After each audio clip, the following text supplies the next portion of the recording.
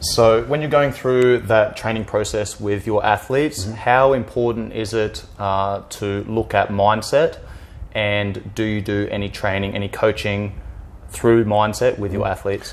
Yeah, so I do a weekly video with my athletes, and it's all about mindset, and it's something I might have listened to or heard of over the week, because I mean, I listen to quite a few influential people take their teachings and kind of make them my own to then go into my athletes, if that makes sense.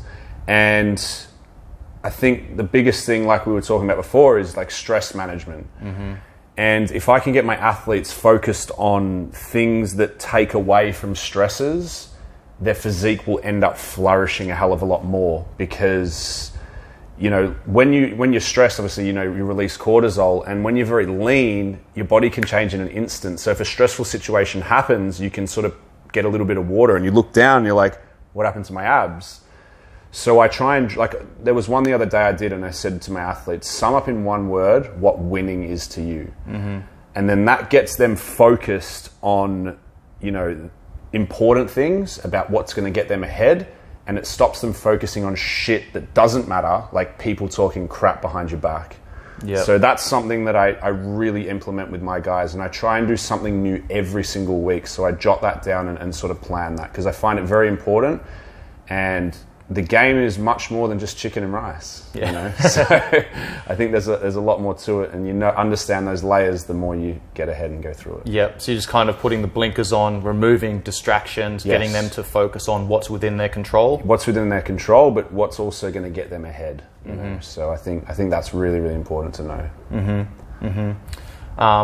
How important is mindset for you, and what are some of the tools that you use to one, get yourself moving in the right direction, but two, you know, keep your athletes focused on what the end goal is? Because, you know, 4 weeks out from competition, when diet's really fucking hard, they're having a really tough time, they are, you know, depleted essentially, while still trying to train hard, whilst, you know, getting closer to that finish line. Things are getting harder. You know, things are getting more stressful. Things are you know, becoming more and more difficult. How do you get people to stay the course and stay focused on the goal? For sure. So I think a massive thing for me is I tell my guys to live 90% in the process and 10% in the outcome. Because we're always bombarded, and we hear this thing all the time. It's like, focus on the goal, focus on the goal, focus on the goal, focus on the goal. What's the goal? What's the goal? And people are so obsessed with the end goal that they forget to live in the process. And by being so obsessed with the end goal, you put so much pressure on yourself every single time, and you almost feel like this anxiety to, oh my God, the goal, the goal, the goal. Whereas if you just sort of only think about that 10% of the time, but live 90% of the time in the things that are going to lead you up there, and being present in that process, you'll find that it will all come together much easier. Does that make sense? Yeah, absolutely, man. And that's why, you know, having a coach or a mentor that's going to guide you through that process, because it is a fucking process. Like, you're not just throwing shit at the wall and seeing what sticks, right? Like, you're like, hey, you're going to feel this at this time. Yeah, exactly. You're kind of painting the picture ahead for people to understand that once they get to a certain point, hey, it's going to be fucking hard, man. Yeah, and you're preparing them mentally for that journey. Absolutely. I'm like, be ready, man. Because people, like, I get guys at like 6-8 weeks out, and they're like, hey, Nick, like, I'm looking really good, but I'm also feeling really good. I'm like, you just wait, man. You just wait. It's going to hit you like a brick wall, and it will happen. Yeah. I feel like with the methods that I set up, and, you know, gut health and getting everything right with that does help with energy levels. But there will become a time where that stuff won't really be present, and there's going to be a time where you think, like, a brick's hit you in the head, and you've got bricks strapped to your feet, and you're tired and you're drained. It will get to that time, so you just wait, you know. Yeah, absolutely, man. And, you know, as you are approaching that end goal, you know, you are depleting yourself, so your body is going to be under more stress. Fighting itself, yeah, exactly, man. You're dieting down, everything's fucking dialed in, you're restricting, you're depleting, while still training, while still pushing. You know, it's going to get to a point where your body's under so much stress that, you know, it's going to be a fucking mental battle to be able to stay the course. So let's tie in some of the recovery mechanisms, and maybe talk about, you know, testosterone use or steroid use to aid in that recovery process. You know, how much of a part does that play in those last 4 to 6 weeks, 8 weeks, whatever it is, as people are getting closer to that end goal, things are getting harder and harder. Yeah.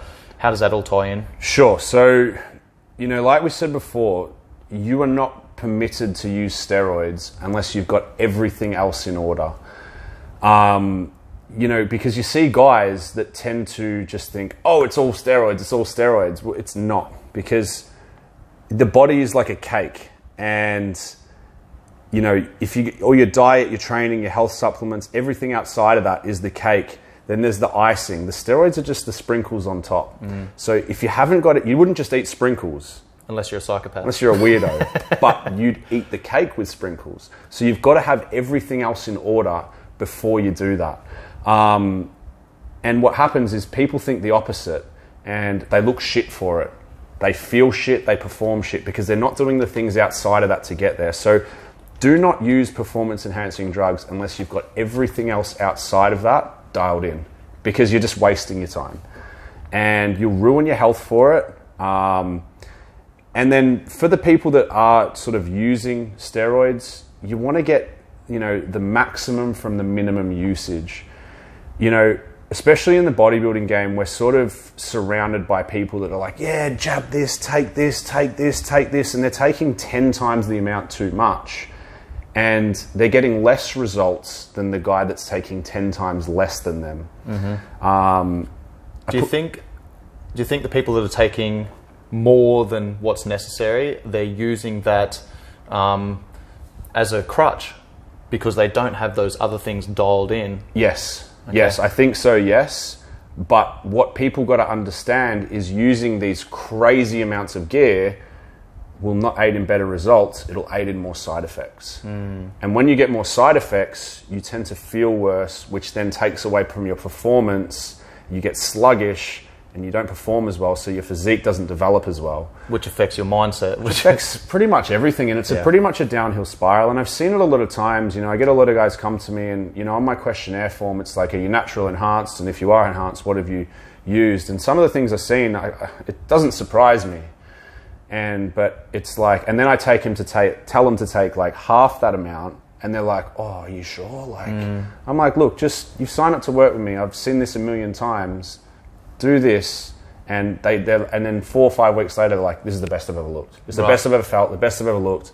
And I'm like, yeah, because taking more doesn't equate to more gains. It equates to more side effects. And like I said, the side effects are a downhill spiral.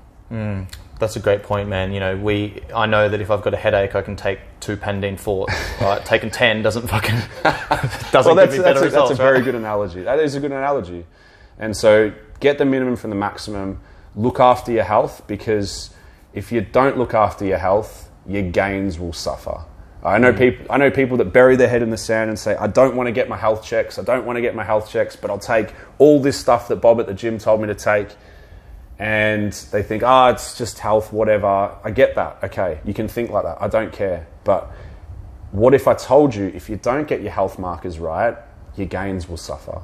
Because if your liver enzymes are through the roof, whatever you put into your liver, it's just going to spit it out. And it's just going to make your liver enzymes worse, meaning that what you've just taken won't do anything.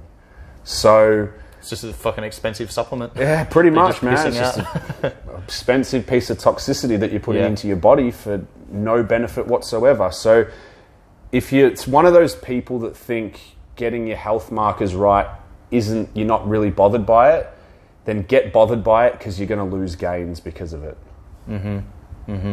Yeah, I've said it once, I'm going to say it again and again. A healthy organism is an adaptable organism, so we need to make sure our health markers are in line, so then we can, give the body the stimulus and then allow it to recover and adapt so that it can deal with that stress better next time. For sure. What are your thoughts on SARMs?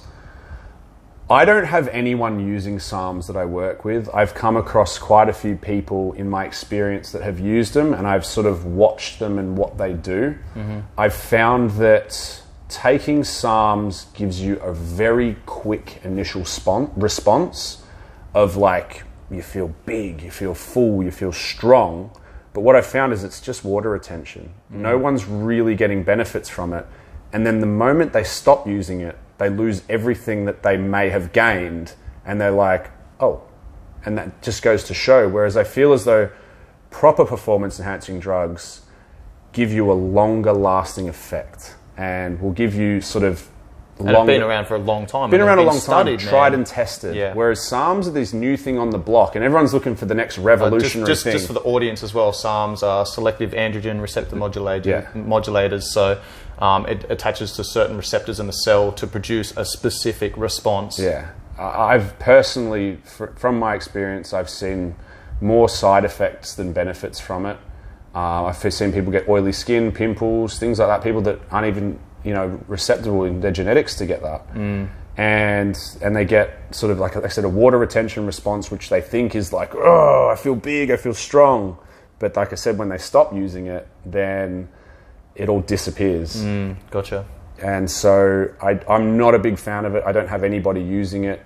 And again, there's no, as they're a new thing, there's no research done on them. There's no real research on them. So I'm not a massive fan. I think if you want to go down that path, you're better off dabbling in performance enhancing drug usage. I'm not condoning that and saying it's like you should do this. But if you're going to do it, I think it's better to do it like that. Have someone that knows what they're talking about. That's going to guide and make that sure process. Before you do, just get your health checks done and make sure everything's in check. And then monitor your health along the way. And I think you can do some really amazing things with your physique with it, because it does.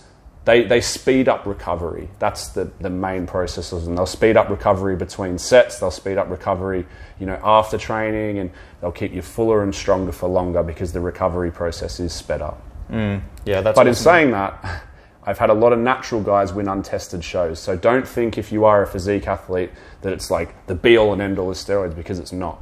Ronnie Coleman turned pro naturally. Now I know Ronnie Coleman's a genetic freak, but I've even worked with some people that perhaps aren't genetic freaks that have won shows against enhanced people.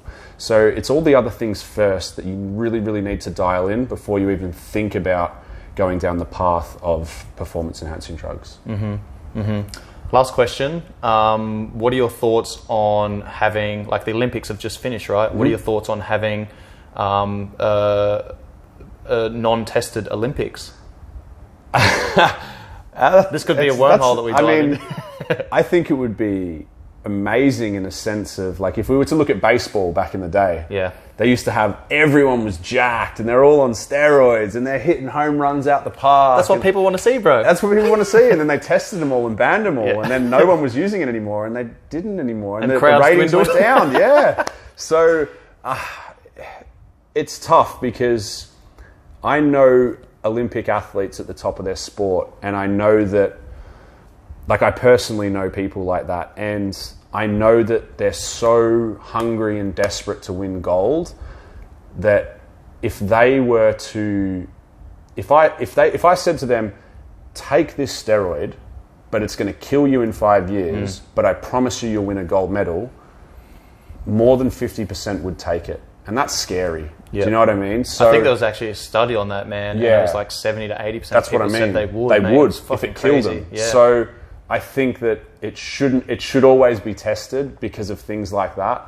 However, there's a lot of people moving around the testing with all sorts of new things to make it happen. But it'd be amazing to see, because you'd see these freaks just doing amazing things, but I think it would be very dangerous for the person because they would take way too much. It's a slippery slope, right? I think so, mate. So that's something I never really considered, man, because I've always been like, you know what, that'll be kind of cool to see an untested Olympics, because then, people would use their performance enhancing drugs, through a periodized model, just as they do with their training, their nutrition, their recovery. I think they'd abuse it. Really? Yeah, I think they'd abuse it. I mean, here's the thing, like, even with the tested Olympics, people are still, bending the rules and they're working, they're finding out, they're figuring, like, dude, like testing protocol. People are fucking 5 years ahead of the testing protocols, way right? Ahead. I mean, it's hard to get on top of it because, like I said, you can take things that last 4 hours in your system. You can take GHRP2, which is a human growth hormone that lasts 2 hours in your system. If you've got that in and out your system, you're good. Right. You can take a testosterone suspension, which is 6 hours in your system.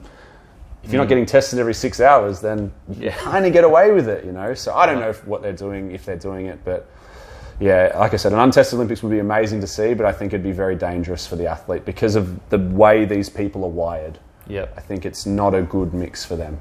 Yeah, awesome, mate. Good chat. Appreciate it, brother. Thank you, brother.